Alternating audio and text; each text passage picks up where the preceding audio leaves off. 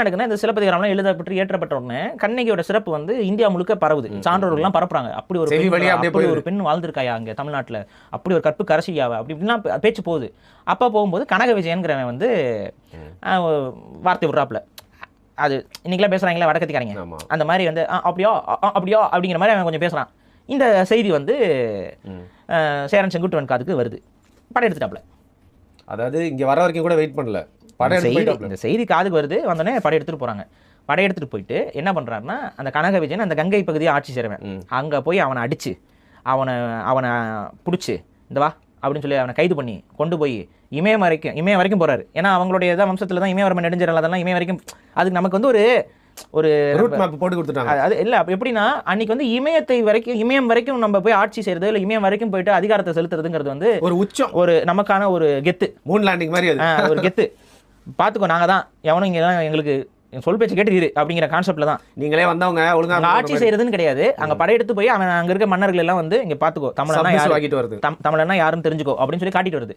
So அது மாதிரி அவர் போகிறாரு. போய் அந்த கனக விஜயனை வந்து கைது பண்ணி அங்கே இமயமலைக்கு போய் இமயமலையிலேருந்து ஒரு கல் எடுத்து அங்கேருந்து அந்த கனக விஜயனையே வந்து அந்த கல்லை சுமந்து கொண்டு வர சொல்லி இங்கே வந்து கண்ணகி கோயில் கட்டுறாரு. வாயில் போட்டுக்கோங்க. ஒரு எழுத்தாளர் இமயத்தில் கல்லே இல்லை, தமிழர்கள் போய் சொல்கிறாங்க. வரேன். அது எழுத்தாளர்லாம் கிடையாது, ஒரு வன்மநாயி. அந்த வன்மநாயி தான் அந்த வேலையை பண்ணுச்சு. இது என்னன்னா, இங்கே பாருங்கள், வந்து போகிறாங்க, போயிட்டு அதை வந்து கல் எடுக்கிறாங்க. அதை வந்து திரும்ப கங்கையில் நீராடுறாங்க. கங்கையில் அந்த கல்லை வச்சு நீராடி அதுக்கப்புறம் அந்த கல்லை கொண்டு வந்து கண்ணகி இது சிலை செய்கிறாங்க. இன்றைக்கி அந்த சிலை இருக்குது. எங்கே?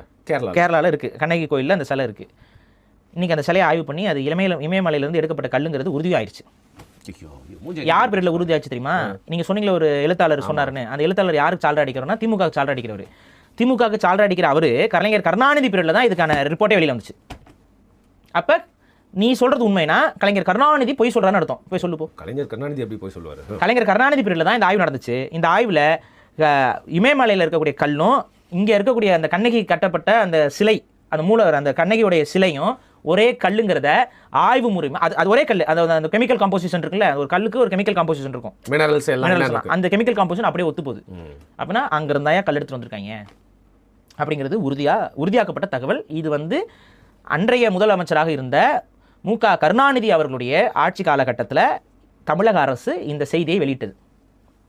ஆய்வு செய்து அந்த ஆய்வு அறிக்கையை தமிழக அரசு வெளியிட்டது.